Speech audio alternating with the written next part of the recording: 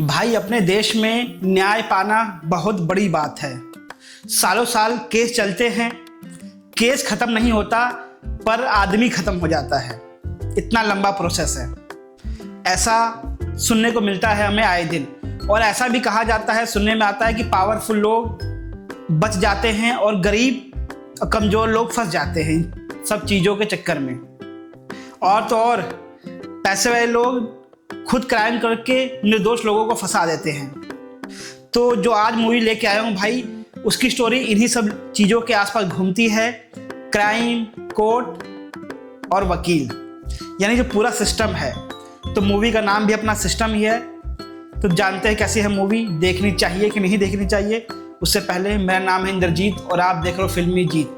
अगर मूवी देखने के शौकीन हो भाई तो चैनल को सब्सक्राइब कर लो, क्योंकि मैं मूवी रिलेटेड वीडियो बनाता रहता हूँ। तो बात करते हैं स्टोरी की। स्टोरी एक लड़की से शुरू होती है, यानी सोनाक्षी सिन्हा, जो सुप्रीम कोर्ट की एक वकील है। पर उसके सामने एक बहुत बड़ी समस्या है।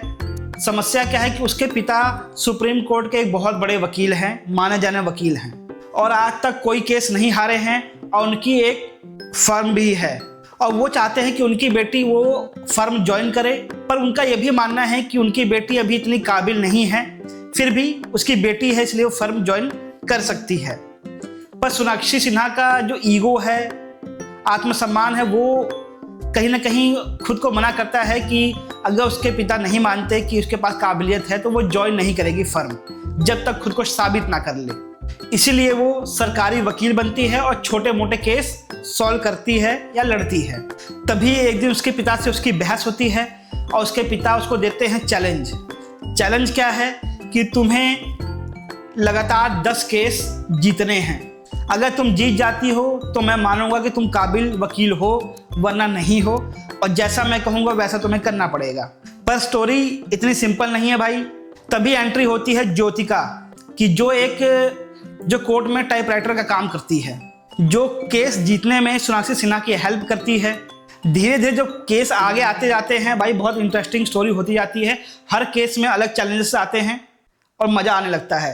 पर लास्ट केस एक ऐसा आता है जिसमें बाप और बेटी, यानी सोनाक्षी सिन्हा और उसका पिता, दोनों एक ही केस पे आमने सामने होते हैं।